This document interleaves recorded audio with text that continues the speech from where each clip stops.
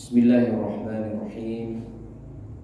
Assalamualaikum warahmatullahi wabarakatuh. Innal hamdalillah nahmaduhu ta'ala wa nasta'inuhu wa nastaghfiruh wa na'udzu billahi min shururi anfusina wa sayyiati a'malina.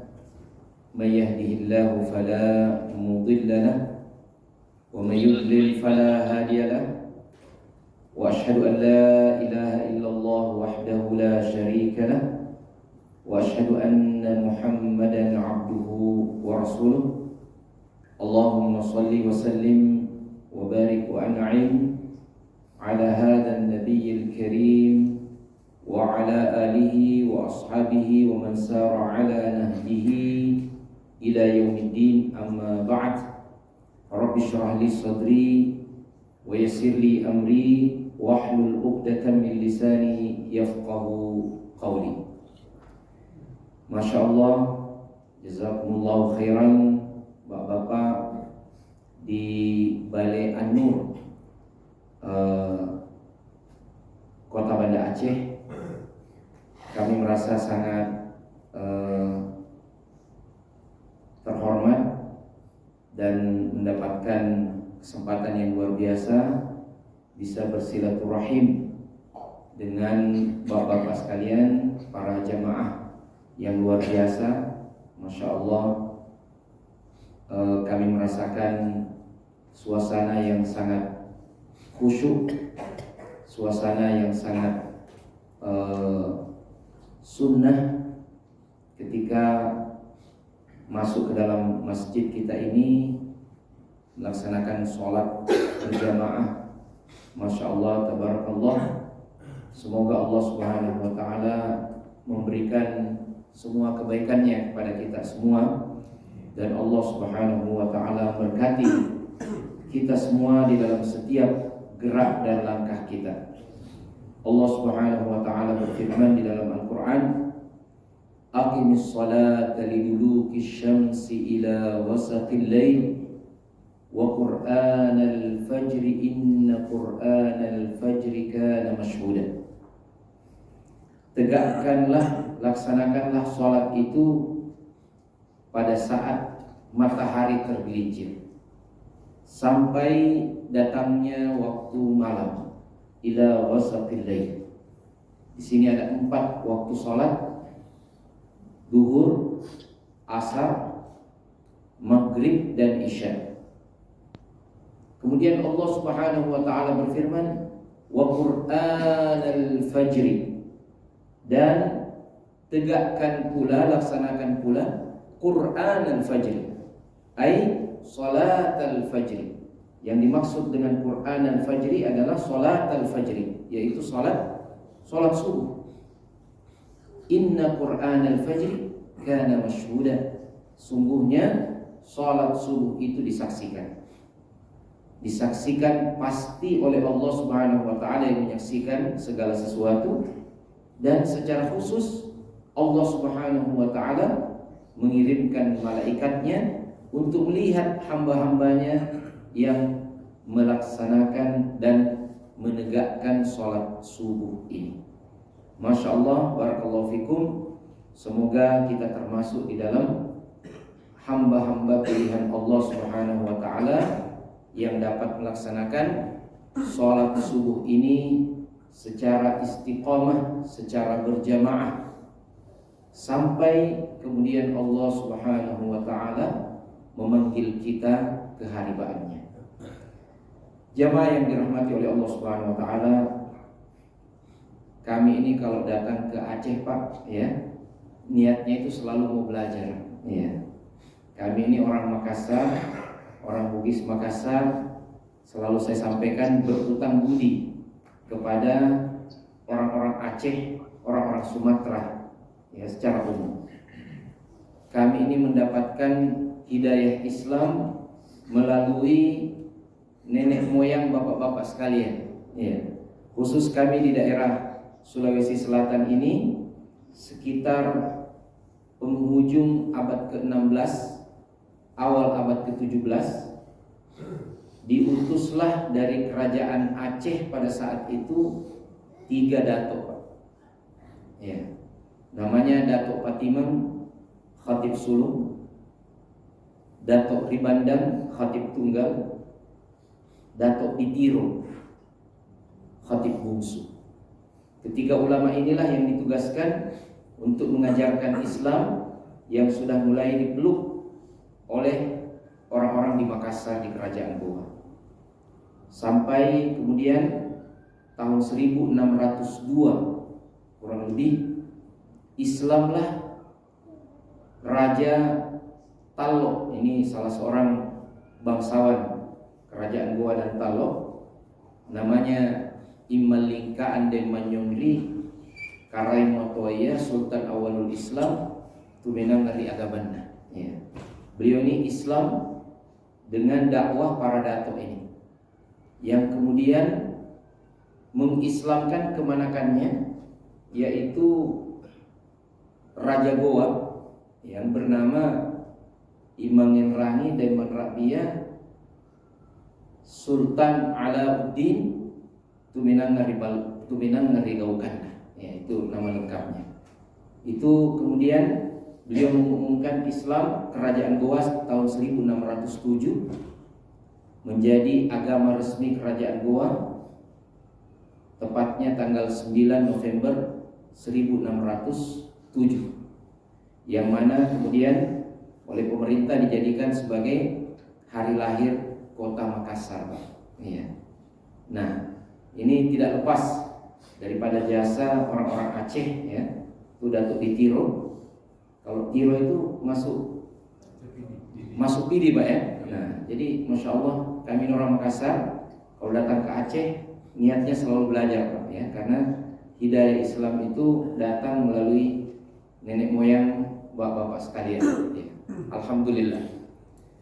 Jadi ibaratnya kata orang Arab, kaifa abi'u zamzama ila ahli Makkah wa kaifa abi'u tamra ila ahli Madinah wa kaifa abi'u samaka ila ahli Jeddah wa kaifa umallihu bahran. Ya, ibarat kita mau menggarami lautan, ya.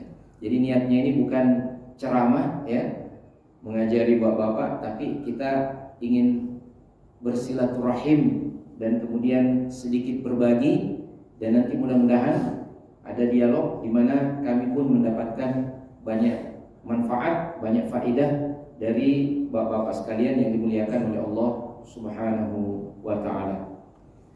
Jamaah yang dirahmati oleh Allah Subhanahu wa taala, ada satu hadis yang mana para ulama kita sering kali meletakkan hadis itu di awal daripada kitab-kitab mereka. Salah satunya adalah Imam Al-Bukhari rahimahullah, itu menuliskan hadis ini di awal daripada kitab sahihnya. Ya. Demikian pula Al-Imam An-Nawawi, bahkan dalam Al-Arba'in An-Nawawiyah yang kita hafalkan semua, meletakkan hadis ini di hadis yang pertama untuk mengingatkan kita tentang sesuatu yang sangat penting dalam kehidupan keberagamaan kita, dalam kehidupan keberislaman kita. An Amiril Mu'minin Abi Hafsin Umar bin Khattab radhiyallahu anhu qala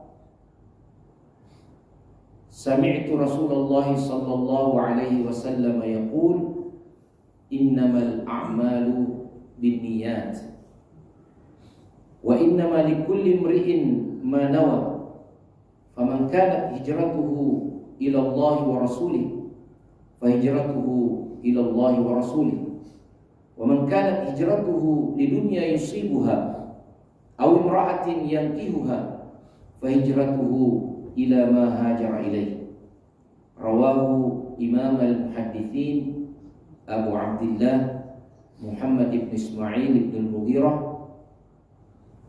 al-Ju'fi al-Bukhari wa Abu Husain Muslim ibn al-Hajjaj al-Kushairi al-Naisaburi fi sahihayhima alladaini huma asahhul kutubil musannafah. Begitu dituliskan oleh Imam An-Nawawi di dalam Al-Arba'in An-Nawawiyah. Dari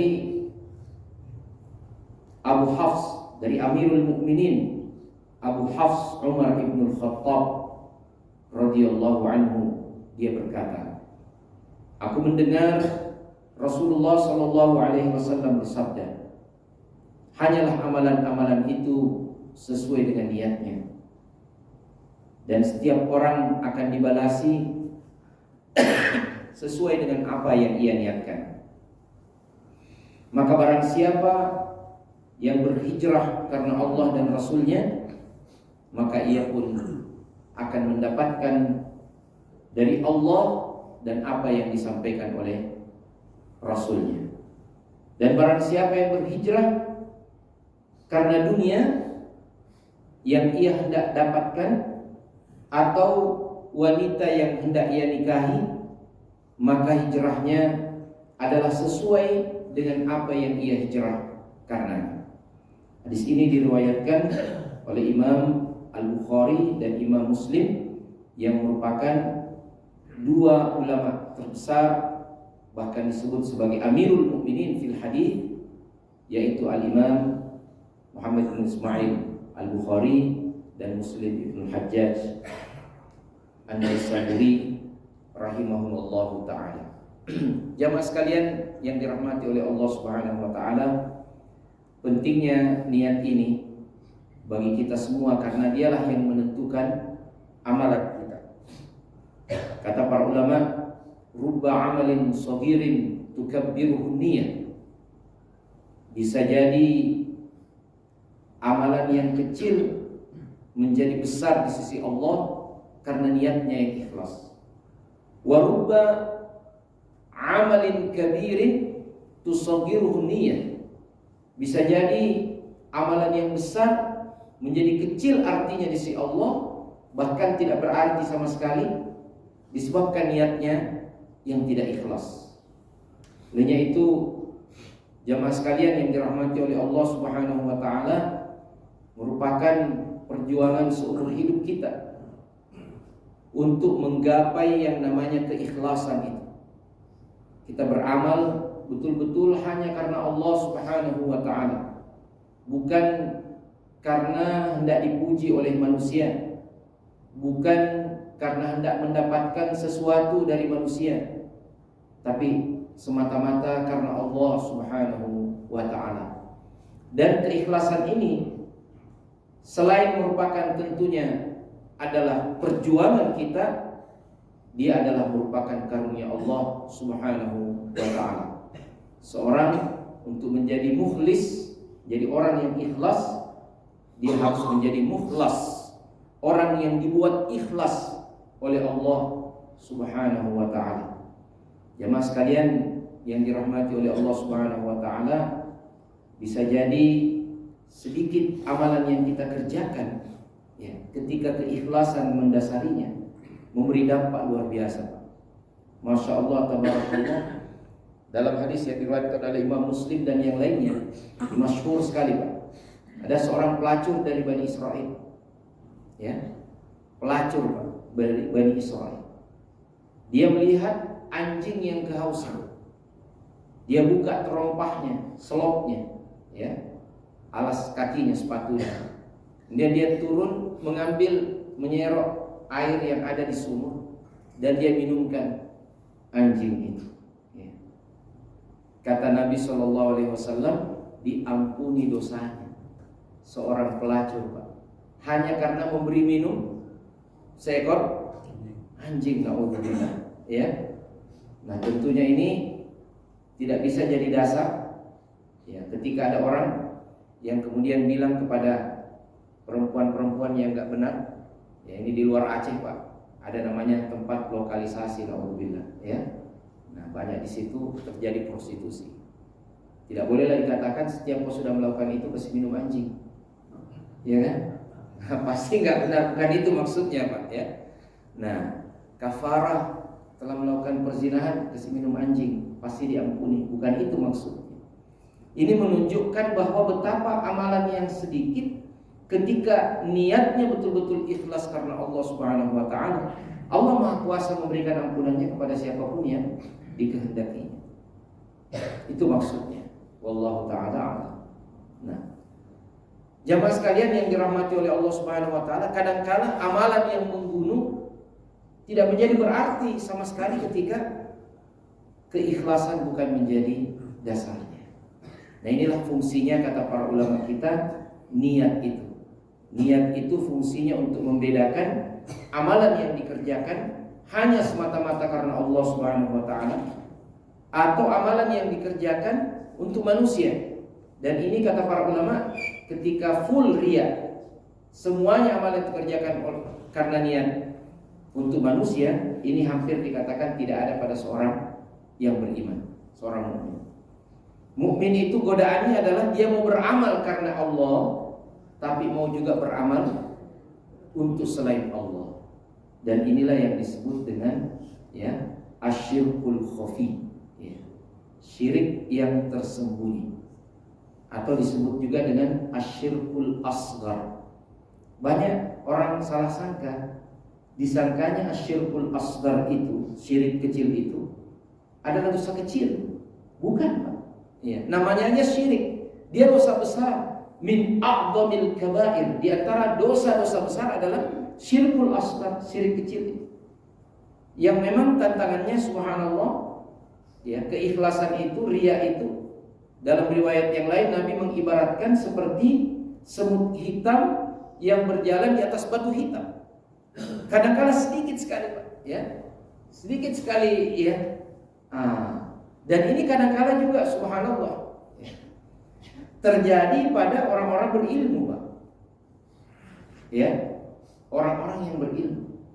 Inilah yang menurut istilah guru kami di Madinah dulu, beliau mengumpulkan kisah-kisah para salafus saleh dari kitab Syiar A'lamin Nubala. Ada kitab yang ditulis oleh ulama namanya Al-Imam Al-Dhahabi, Al-Hafidh Al-Dhahabi, ini salah satu di antara murid dari Madrasah Ibnu Taimiyah rahimahullah. Ini mengumpulkan riwayat orang-orang hebat, An-Nubala, Syiar A'lamin Nubala. Subhanallah. Tapi namanya manusia juga tergoda dengan yang namanya ketidakikhlasan. Nah, ditulislah oleh guru kami yang namanya Profesor Shalih Al-Faiz, satu kitab kecil judulnya Asy-Syahwah Al-Khafiyah, syahwat tersembunyi. Nah, ini kadang-kala mohon maaf bisa menimpa bahkan para ulama, para fuqaha, para orang-orang berilmu. Jadi jangan disangka keikhlasan itu hanya berkaitan dengan harta, berkaitan dengan taklim juga.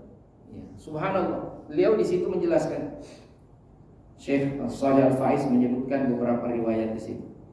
Bahwa para ulama dahulu, para muhaditsin, para muhaditsin ini menurut definisinya para ulama menyebutkan ada al-mukthirin, banyak meriwayatkan hadis.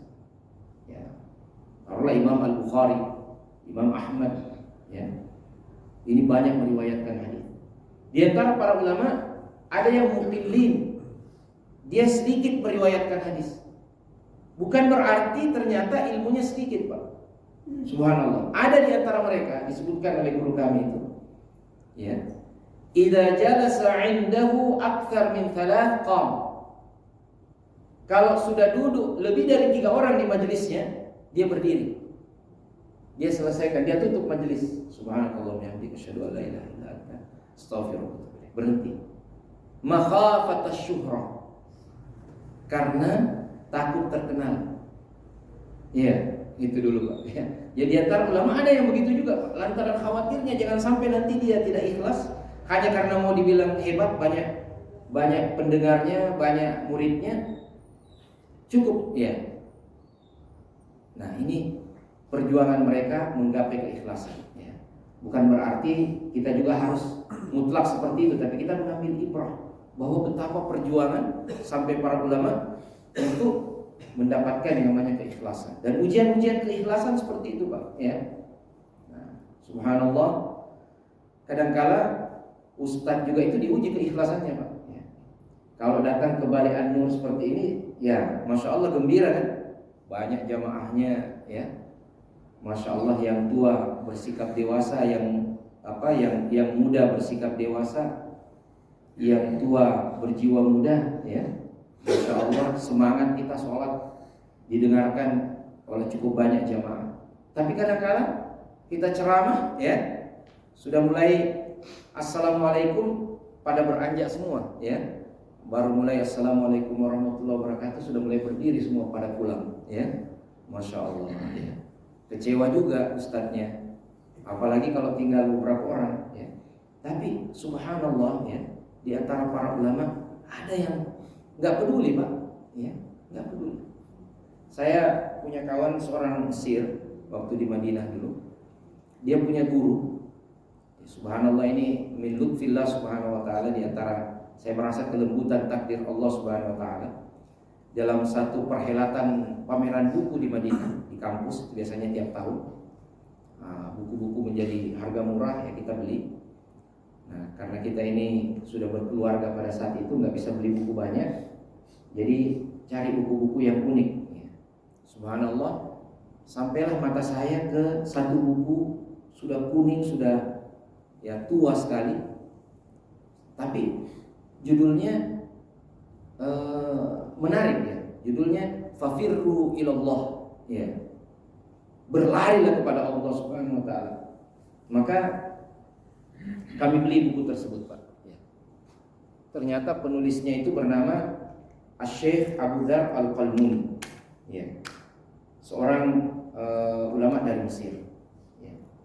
Maka kami bertemu dengan seorang mahasiswa dari Mesir juga. Ternyata itu gurunya, ya.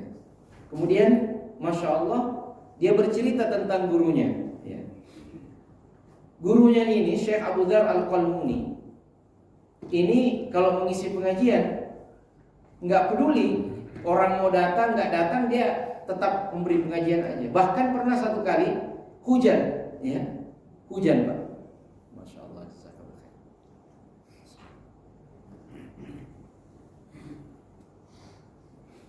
hujan deras, tak ada yang datang, Pak. Dia tetap ceramah, ya. Ditanya Syekh, ya, tidak ada yang datang. Ceramah, dia bilang, siapa tahu ada saudara-saudara kita dari kalangan jin, ya, yang duduk mendengarkan kita, kan nggak tahu, Pak, ya. Nah, ada as-saqalan, ada namanya jin juga, ada jin muslim kita, tapi kita nggak lihat, dia lihat kita, ya. Masya Allah. Nah, ini ujian keikhlasan. Jadi Bapak-bapak dan saudara sekalian yang dimuliakan oleh Allah Subhanahu wa taala, kadangkala kita menghadapi yang seperti itu, Pak. Kita memberi kemudian tidak disebut, ya. Kita mengajar seseorang, ya, kemudian satu ketika, ya, murid kita ini bertemu seperti lupa sama kita, ya. Ada perasaan, wah, kenapa ini? Padahal itulah ujian keikhlasan dari Allah Subhanahu wa taala. Kalau kita betul-betul memberi dan kemudian kita mengajar karena Allah Subhanahu wa taala, kita tidak peduli semua. Karena di akhirat nanti hanya amal-amal soleh kita yang paling berharga di sisi Allah Subhanahu wa taala. Jamaah yang dirahmati oleh Allah Subhanahu wa taala, niat juga ini, ya, fungsinya kata para ulama untuk membedakan. Nah, ini penting, antara satu pekerjaan itu ibadah atau adah, ya, ibadah atau adah. Ini penjelasan dari Ibnu Rajab Al-Hambali dalam kitab Jami'ul Ulum wal Hikam, syarah daripada kitab Al-Arba'in An-Nawawiyah. Beliau menyebutkan salah satu fungsinya niat itu adalah membedakan satu pekerjaan itu ibadah atau adah. Nah, di sini ada dua perspektifnya. Ada pekerjaan yang asalnya ibadah, tapi kalau kita tidak niatkan dia ibadah, maka dia adalah pekerjaan biasa saja. Nah, perspektif sebaliknya, ada pekerjaan yang asalnya adalah pekerjaan yang biasa saja, mubah, makan, minum, tapi ketika diniatkan dia ibadah, dia bernilai ibadah. Ya. Subhanallah. Kemarin ada seorang pemuda yang bertanya kepada kami, ini unik juga, Dia bilang, Ustaz, saya mohon maaf, dalam keadaan junub, lupa mandi, Pak. Kemudian pergi sholat, pergi sholat. Enggak, dia bilang saya lupa bahwa saya junub. Kemudian saya mandi, tapi saya tidak niat mandi janabah, niat mandi biasa saja. Kemudian pergi sholat, apakah sholat saya sah? Nah, kalau kita melihat perspektif niat ini, mandi yang sebenarnya adalah bersuci, al-ghuslu, itu adalah pekerjaan ibadah, untuk menggugurkan hadas besar, yaitu janabah. Tapi dia tidak niatkan, Pak. Dia tidak niatkan, maka dia tidak bernilai ibadah yang menggugurkan hadas besarnya. Dia harus mengulang mandinya karena niatnya. Nah ini, Pak. Sementara jadi pada sisi yang lain, ada pekerjaan-pekerjaan yang asalnya adalah mubah, tapi ketika diniatkan untuk ibadah, maka dia bernilai ibadah. Makan, bismillah, kita niatkan setiap suapan makanan yang masuk ke dalam tubuh kita untuk menguatkan tubuh kita melakukan ketaatan kepada Allah Subhanahu wa taala. Maka makan kita itu bernilai ibadah. Minum kita juga, Pak. Ketika kita niatkan seteguk, 2 teguk air yang kita minum adalah untuk menguatkan tubuh kita untuk selalu berzikir, mengingat Allah Subhanahu wa taala, maka jadilah minum kita itu adalah ibadah. Ngopi kita, Pak. Ngopi, Kalau di Aceh ini, masya Allah katanya nggak sah, kita ke Aceh kalau nggak minum kopi, Subhanallah. Minum kopi kita ketika diniatkan untuk memasukkan kafein ke dalam tubuh kita supaya kuat mengaji, kuat untuk membaca kitab, kuat untuk qiyamul lail. Sayangnya biasa ngopi-ngopi tidak qiyamul lail, Pak. Yang ada cuma julusul lail, nonton bareng. Nah, itu kalau ada pertandingan sepak bola, julusul lail, tidak qiyamul lail. Nah, ini semua adalah pekerjaan yang asalnya adalah mubah, masya Allah, tapi bernilai ibadah ketika diniatkan ibadah pada Allah Subhanahu wa taala. Dan inilah bab yang paling luas untuk kita mendapatkan banyak pahala, masya Allah, tabarakallah. Kita memberi salam, menampilkan wajah yang berseri-seri kepada saudara kita, itu juga akan bernilai ibadah. Tabassumuka fi wajhi akhika shadaqah. Kau tersenyum kepada saudaramu juga itu adalah sedekah. La tahqiranna minal ma'rufi syai'an walau an talqa akhaka biwajhin taliq. Jangan kau pandang enteng satu kebaikan walaupun itu hanya kau menampilkan wajah yang berseri-seri, wajah yang menyenangkan ketika kau bertemu dengan saudaramu. Jadi memang orang Islam bertemu dengan orang Islam harus latihan senyum, Pak, menampilkan wajah yang menyenangkan, itu juga ibadah, itu juga adalah bernilai ibadah. Bahkan lebih luas lagi Nabi SAW menyebutkan tentang sedekah. Kau membantu mengangkatkan barangnya orang, sedekah. Kau mengislah 2 orang yang berselisih, juga adalah sedekah. Bahkan wa fi bud'i ahadikum shadaqah. Seorang mendatangi istrinya juga sedekah, bernilai ibadah. Ya. Maka para sahabat berkata, ya Rasulullah, mengapa ada orang yang berenak-enak, ya kalau kita bahasakan seperti itu, kemudian dia dapat pahala sedekah? Nabi SAW mengatakan, apakah kalau dia meletakkan itu di tempat yang haram, dia tidak dapat dosa? Para sahabat berkata, bala, ya, bahkan seperti itu ya Rasulullah. Nah, kalau begitu tidakkah pantas Allah memberikan pahala ketika dia melakukannya di tempat yang halal? Masya Allah, ya. Nah, jadi ini ada perspektif, ya. Mungkin tidak sepenuhnya benar, tapi ada sebagian ulama yang mengatakan, ya, kalau Anda takut banyak berbuat dosa, sempitkan waktu Anda dengan banyak berbuat mubah saja, ya. Niatkan kebaikan, ya. Agar waktu kita tidak banyak untuk berbuat dosa.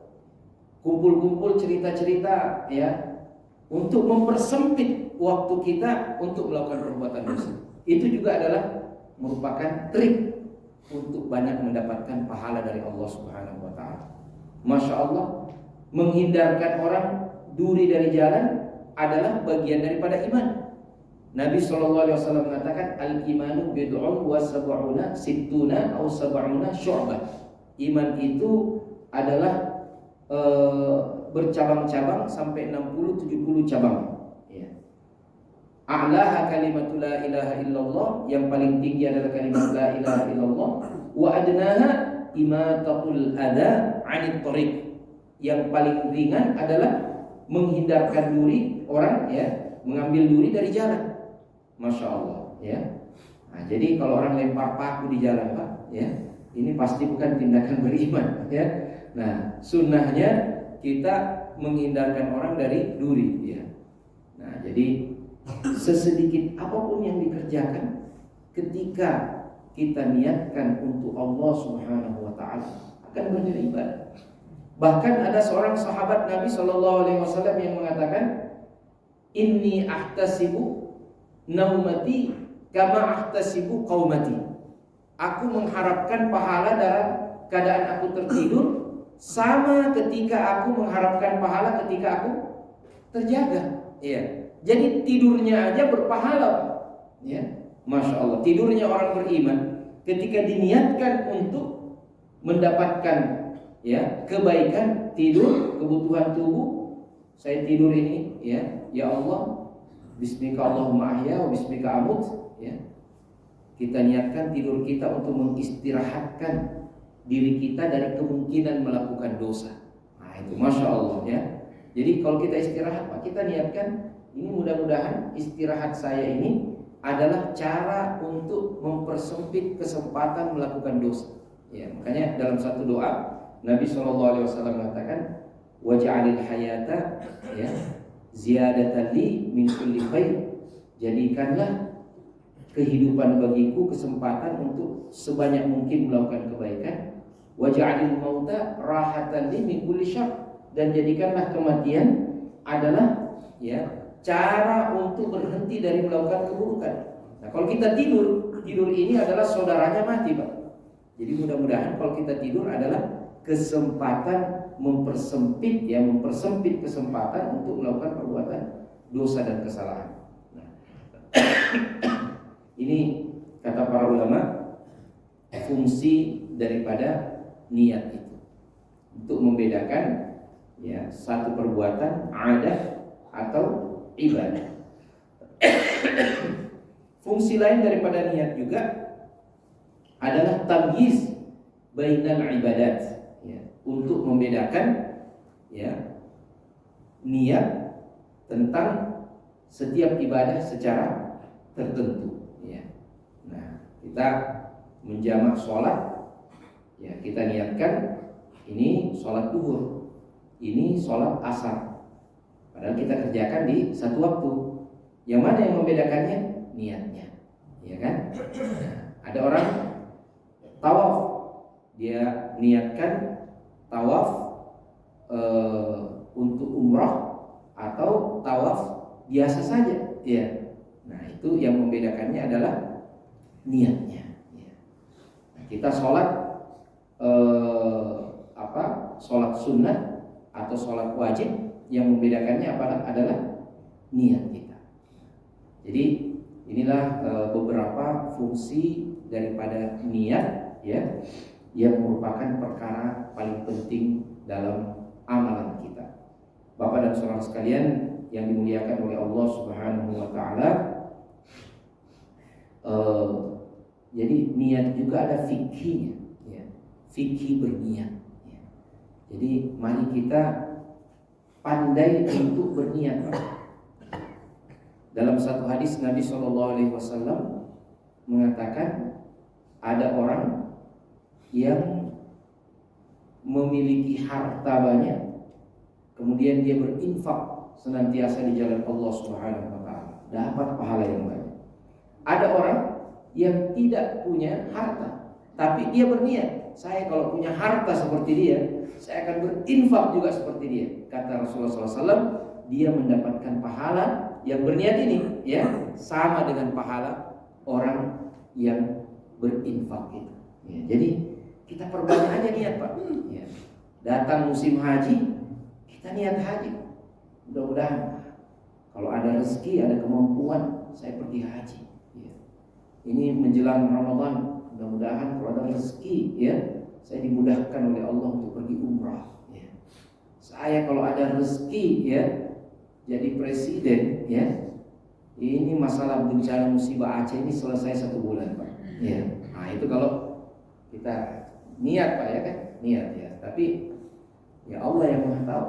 Ya. Saya kalau jadi presiden, ya, selesai, ya, jadi bencana nasional, ya, biar selesai dengan cepat. Ini kalau kita punya niat. Jadi niat aja, Pak. Berniat saja untuk kebaikan. Allah Subhanahu wa taala Maha kuasa untuk menjadikan niat-niat kita itu adalah, ya, pahala yang luar biasa kepada kita. Ya. Nah, asal, ya, ini niat bapak-bapak juga, ya, saya kalau ada rezeki ini, ya, tambah lagi. Nah, itu juga, ya. Nah, subhanallah, itu amal soleh juga, ya, tapi perlu dipertimbangkan, ya. Bapak dan saudara sekalian yang dimuliakan oleh Allah Subhanahu wa taala, saya kira cukup, ya, yang kami sampaikan. Ini pasti sesuatu yang sudah sangat dipahami, diketahui oleh bapak-bapak sekalian. Kami cuma kita sharing time saja istilahnya, saling berbagi, ya. Tadi disebutkan suruh jam 6.40, Pak, ya, kurang lebih. Ya, masih ada waktu 10 menit, ya, untuk kita mungkin sharing, ya. Kalau ada hal-hal yang ingin didiskusikan, mungkin bisa kita, ada ilmu juga, Pak, yang mau disampaikan kepada kami, nasihat kepada kami, ya, kami sangat berterima kasih, ya. Demikian, ya, yang dapat kami sampaikan. Kalau ada jarum yang patah, jangan disimpan di dalam laci. Kalau ada kata yang salah, jangan disimpan di dalam hati, ya. Burung pelikan, burung cendrawasih. Sekian dan terima kasih, ya. Wassalamualaikum warahmatullahi wabarakatuh. Silakan Bapak-bapak. Ya. Mungkin ada yang Bismillahirrahmanirrahim. boleh deh, Pak. Boleh. Ya. Bismillahirrahmanirrahim. Assalamualaikum warahmatullahi wabarakatuh. Waalaikumsalam warahmatullahi wabarakatuh. Pak Ustaz, masalah niat, apakah niat itu misalnya kita berangkat dari rumah kemari sampai ini, seperti saya lupa niat ini, nanti sampai ke masjid atau sampai ke balik saya salat suruh, itu nak terniat. Waktu bapak sebut teringat. Ya. Kemudian saya kerjakan, apakah itu ada pahala atau tidak, ya, dengan penjelasan. Kemudian yang kedua, banyak sekali orang berniat, berjanji, mengucapkan kalau saya begini, begini. nanti tidak dilaksanakan. Iya. Nah, itu bagaimana pula? Itu pahala sudah dapat itu niat, setelah ada tidak melaksanakan. Iya. Nah, mohon penjelasan. Baik. Assalamualaikum warahmatullahi wabarakatuh. Waalaikumsalam warahmatullahi wabarakatuh. Mohon maaf, namanya Pak siapa? Syukri. Pak Syukri, ya. Terima kasih Pak Syukri, ya, pertanyaan yang sangat baik sekali. Ya, kami mencoba menjelaskan sebatas pengetahuan kami yang sangat kurang. Pertama, ketika berkaitan dengan satu ibadah, ya, maka insya'un niyah itu adalah sebelum dilakukannya. Jadi umpamanya sholat, tadi disebutkan sholat syuruk, walaupun sebenarnya yang dimaksudkan adalah ya sholat duha di awal waktu, Pak, ya. Karena waktu syuruk tidak boleh sholat, ya. Itu kalau pas waktu syuruk itu justru waktu yang terlarang sholat, maka diambil waktu kurang lebih 7 menit 10 menit, ya. Setelah pas waktu syuruk itu baru kita sholat, ya. Sebagian ulama juga mengistilahkan karena dekatnya dengan waktu syuruk, ya, sholat syuruk. Maka niatnya itu tidak harus dari rumah, Pak. Nanti pada saat kita ingat langsung sebelum kita sholat, yang penting sebelum kita sholat diniatkan bahwa gerakan kita itu adalah sholat. Insya Allah diterima niatnya, sah, ya, sholat. Asal jangan ada orang bergerak seperti sholat tapi diniatkan olahraga, Pak. Ya, itu pasti nggak dapat pahalanya, karena yang diniatkan adalah gerakan untuk olahraga. Jadi, nah, kalau kita niatkan untuk sholat, ibadah, dapat. Adapun yang kedua, ini wallahu ta'ala a'lam. Adapun yang kedua, pertanyaan tadi tentang orang yang berniat tapi tidak melaksanakan niatnya. Masya Allah, beda dengan janji, Pak. Kalau niat itu kan di dalam hati tempatnya, ya kan? Nah, tapi kalau dia kaitkan sesuatu yang dia mau lakukan itu dengan orang, dia bilang, saya kalau dapat ini, saya akan beri kamu ini, ya, itu namanya janji. Memang di balik janji itu ada niat baiknya, ya. Nah, tetapi sisi lain daripada niat itu yang dia sampaikan namanya janji, ya. Nah, adapun niatan baik untuk memberi kepada seseorang atau melakukan sesuatu yang baik, ketika dia sudah niatkan dalam hatinya karena Allah Subhanahu wa ta'ala, sebelum dia lakukan pun dia sudah dapat pahala, ya. Ketika dia melakukannya, maka Allah menggandakan setiap kebaikan itu pahalanya 10 kali lipat, sampai 700 kali lipat, sampai berlipat-lipat yang Allah Subhanahu wa ta'ala kehendaki. Itu rumusnya, Pak, kebaikan. Itu merupakan rahmatnya Allah Subhanahu wa ta'ala, ya. Adapun yang namanya kejahatan, dosa, itu kalau baru diniatkan belum tercatat dosa. Bahkan kalau dia sudah niatkan tapi dia batalkan untuk lakukan karena takut kepada Allah, dapat pahala. Ini adalah merupakan keluasan rahmat Allah Subhanahu wa ta'ala. Diriwayatkan oleh Imam Muslim beberapa hadis dalam Kitabul Iman, ya. Salah satunya ini yang luar biasa, Pak. Ini berkaitan dengan fikih niat juga, ya. Allah Subhanahu wa ta'ala berfirman di dalam Al-Qur'an, lillahi ma fis samawati wa ma fil ardi wa in tubdu ma fi anfusikum aw tukhfuhu yuhasibukum bihillah. Milik Allah segala apa yang ada di langit dan apa yang ada di bumi. Kalau kau menampakkan apa yang ada pada dirimu, artinya ada dalam pikiranmu, perasaanmu, ya, atau kau sembunyikan, niscaya Allah akan menghisap. Ketika turun ayat ini, para sahabat itu merasa berat. Mereka pergi menghadap pada Nabi SAW dan kemudian berkata, ya Rasulullah, ya, telah disyariatkan kepada kami sholat, kami sholat. Diwajibkan kepada kami puasa, kami puasa. Bahkan diwajibkan kepada kami berjihad, berperang di jalan Allah, kami berperang ya Rasulullah. Tapi kalau dihisap semua lintasan pikiran ini, ya berat ini ya Rasulullah. Ya kan? Bagaimana Pak kalau setiap yang ada dalam pikiran kita, ini yang disebut oleh para ulama al-khawatir, lintasan khatirah, lintasan-lintasan pemikiran. Kan biasa terpancing melihat sesuatu, timbul pikiran yang kurang baik.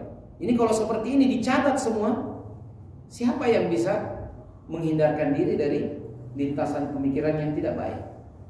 Tidak sanggup kita menghadap mereka pada Nabi.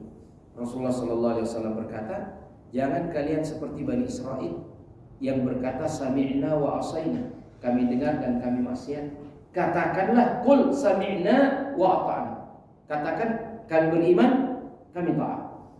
Maka para sahabat kemudian dengan patuh berkata sami'na wa ata'na, kami tidak mau seperti Bani Israel, ya, kami mau taat pada Allah. Sami'na wa ata'na. Turunlah ayat yang setelahnya.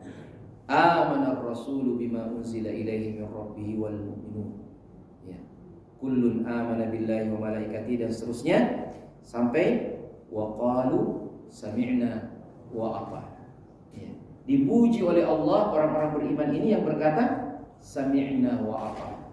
Nah, kemudian turunlah ayat yang terakhir dalam surat Al-Baqarah itu, la yukallifullahu nafsan illa wus'aha, ya, laha ma kasabat wa 'alaiha ma iktasabat. Tidak dibebani seseorang kecuali apa yang disanggupinya. Nah, jumhur ulama berpendapat bahwa ayat ini adalah nasikh, menasahkan, menghapuskan hukum ayat sebelumnya, di mana Allah akan menghisap pikiran kita. Ya, Allah tidak menghisap pikiran kita atau lintasan pemikiran kita. Jadi selama, ya, dalam hadis diriwayatkan Imam Muslim tadi, selama belum dikerjakan atau belum dikatakan, ya. Nah, bahkan pikiran buruk, niat buruk kalau belum dikerjakan dan orang-orang itu urung mengerjakannya karena Allah, ya, maka dia dapat pahala. Itulah rahmatnya Allah Subhanahu wa taala. Kalau kebaikan belum dikerjakan sudah dapat pahala. Kalau dosa baru diniatkan tidak dapat dosa. Tidak jadi dikerjakan karena takut pada Allah, maka dapat pahala. Inilah rahmat dan, ya, kuasa Allah Subhanahu wa taala. Jadi, adapun janji, Pak, ya, ketika sudah disampaikan, maka dia sudah menjadi utang. Ya kan? Nah, kalau tidak dikerjakan, maka itulah yang disebutkan dalam hadis yang lain menjadi ciri-ciri orang munafik. Ya, idza wa'ada akhlafa. Kalau dia berjanji, dia ingkari janjinya. Ya, kalau dia berkata-kata, dia dusta. Kalau diberikan amanah, dia khianat. Ya, ini 3 ciri-ciri munafik. Ya, tapi munafik ini dalam pengertian syar'i ada 2. Ya, ada namanya nifaqun amali. Ya. Ada nifaqun i'tiqadi. Nifaq i'tiqadi ini artinya akidahnya, ya. Munafik akidahnya, artinya pura-pura Islam padahal dia kafir. Ya, inilah yang disebut oleh Allah Subhanahu wa taala, innal munafiqina fid darkil asfali minan nar. Orang munafik berada dalam tempat yang paling rendah di neraka. Adapun ketiga hal ini, ya, ini adalah nifaqun amali, ya. Artinya perbuatannya yang nifaq, tetapi tidak boleh dikatakan dia kafir. Jadi kalau kita mau berjanji memang harus dipikir-pikir dulu, Pak, ya.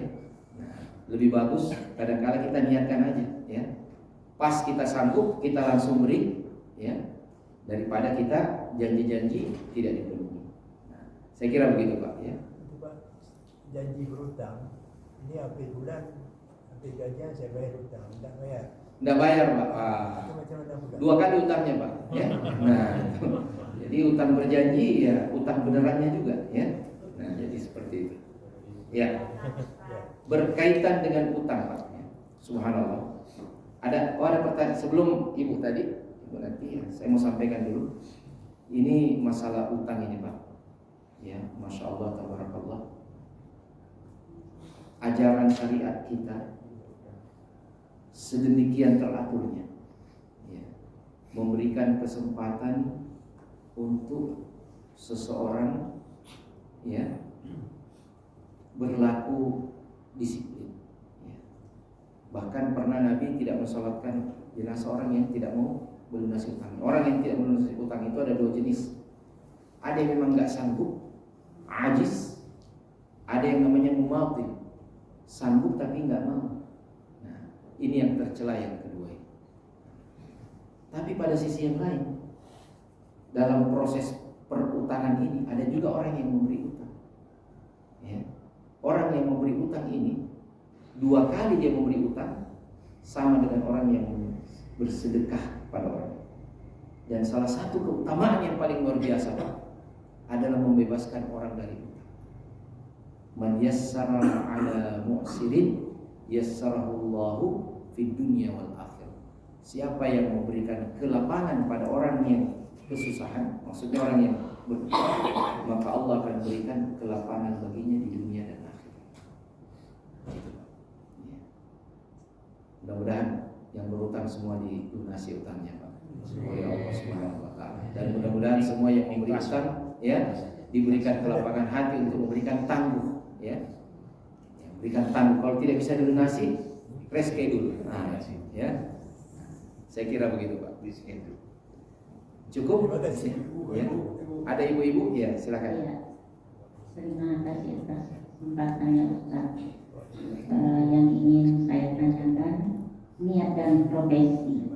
Niat dan profesi. Katakanlah Ya. profesinya seorang perawat yang bekerja di rumah sakit.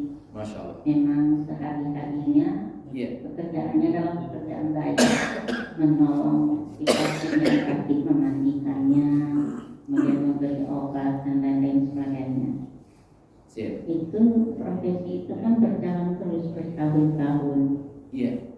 Apakah tanpa diniatkan lagi untuk berbuat kebaikan itu masih dinilai sebagai ibadah atau masih bernilai ibadah? Karena memang setiap harinya tanpa niat pun dia sudah berbuat kebaikan bertahun-tahun malah. Demikian saja. Masya Allah, tabarakallah, ya. Nah, inilah pentingnya tadi, Ibu, namanya niat. Dan subhanallah, ada yang disebut juga tajdidun niyah, ya. Kita memperbaharui niat kita. Jadi kami menunjukkan, ya memang tentunya insya Allah niatnya sudah dapat pahala juga. Karena tentunya ya ini kita bersangka baik, seorang yang melaksanakan profesi kemanusiaan seperti dokter, perawat, memberikan khidmat kepada manusia, insya Allah pada saat dia bermula mengerjakan atau melakoni profesinya itu, insya Allah kita yakin dia sudah meniatkan kebaikan, ya. Tetapi alangkah baiknya setiap saat, setiap hari ketika dia akan berangkat pergi bekerja, dia memperbaharui niat. Jadi ada lagi amalan baru, ya, amalan hari itu, niat yang baru lagi hari itu, ya, sehingga lebih bertambah lagi nilai daripada kebaikan yang dikerjakannya. Nah, profesi jangan disangka profesi hanya profesi perawat saja, Pak, yang bisa dapat pahala.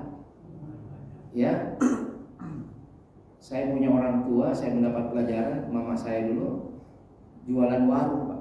Ya. Dia bilang niatkan kasih makan orang. Ya, saya bilang, "Mak, ini kita jual loh makanannya. Ya. Masa dapat pahala?" Dia bilang, "Iya. Biar dia punya duit, kalau kita nggak jual makanan, gimana dia mendapat makanan?" Ya kan? Nah, kita niatkan kasih makan orang, walaupun dibayar. Ya.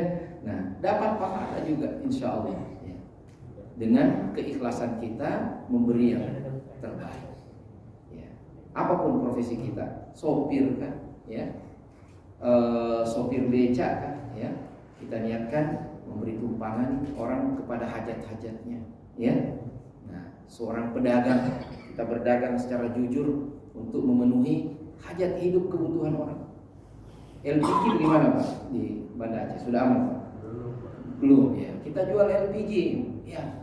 LPG supaya merata ya, kita niatkan supaya terpenuhi hajat-hajat masyarakat, dapat pahala.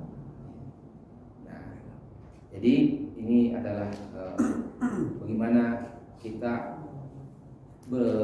mempunyai fikih ya, mempunyai cara yang tepat untuk mengolah niat kita. Ya, ini amalan batin, amalan hati yang ternyata ketika diolah dengan baik, ada fikihnya dipelajari, amalan yang sederhana dapat pahala yang demikian besar dari Allah Subhanahu wa taala.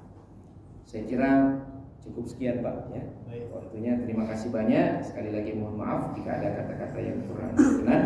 Semoga Allah Subhanahu wa taala mengampuni kita semua dan semoga Allah Subhanahu wa taala memberikan keberkahan bagi kita semua, dan juga kita doakan secara khusus ya saudara-saudara kita yang tertimpa musibah ya, semoga Allah Subhanahu wa taala cepat mengangkat musibah ini dan memberikan pahala yang sebanyak-banyaknya dengan kesabaran kita semua, kesabaran saudara-saudara kita, dan kita pun ya tentunya tidak tinggal diam ya, berniat dulu untuk kebaikan membantu mereka, dan semoga Allah mudahkan niat-niat kita itu untuk dapat hadir dan kemudian memberikan bantuan sebagai bukti di hadapan Allah tentang persaudaraan kita karena Allah Subhanahu wa taala. Demikian yang dapat kami sampaikan. Sekali lagi terima kasih banyak. Semoga Allah memberkati kita semua.